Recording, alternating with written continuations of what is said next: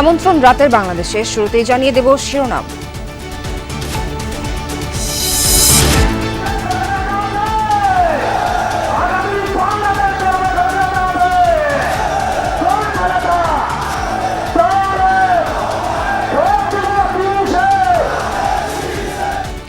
একমাত্র বিএনপি পারে দুর্নীতির রাহু থেকে দেশকে মুক্ত করতে। রংপুরের জনসভায় তারেক রহমান জুলাই শহীদদের প্রতি শ্রদ্ধাশীল থাকার আহ্বান।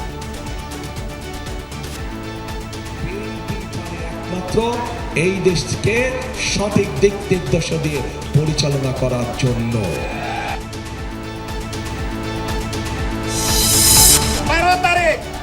সারাদিন সকাল সন্ধ্যা বিজয়ের মেলা ইনশাআল্লাহ।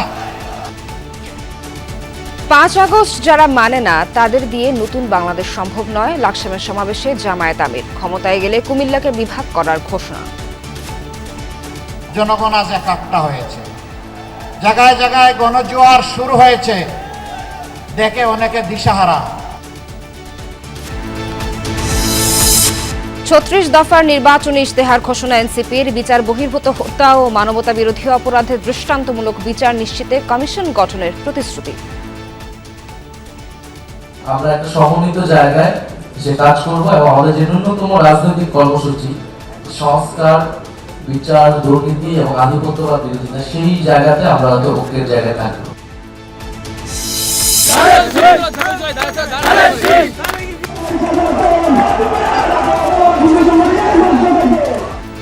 ছুটির দিনে সারা দেশে জমজমাট নির্বাচনী প্রচার। সময়ের সাথে ভোটারদের মন জয়ে নানা কৌশল প্রার্থীদের। আপনারা স্বপ্নগুলিতে ভোট দেবে মনে থাকে। যাদের পরিকল্পনা নাই, যাদের নীতি নাই, যাদের আদর্শ নাই, যাদের কর্মসূচি নাই, তারা শুধু বলছে যে ওই মাথায় ভোট দিলে স্বর্গে যাবে, জান্নাতে যাবে। যারা আমাদের সাথে প্রতিদ্বন্দ্বিতা করছেন তাদেরও মাথা কথা একটু খারাপ হয়েছে। নানান জায়গায় তারা সহিংসতা তৈরি করছে। শেরপুরে সহিংসতার ঘটনায় এলাকা থমথমে, মামলা হয়নি এখনো। পরিকল্পিত দাবি বিএনপি জামায়াতের। শান্তিপূর্ণ পরিবেশ নষ্টের শঙ্কা বিশিষ্টজনদের। এছাড়াও রাতের বাংলাদেশে থাকছে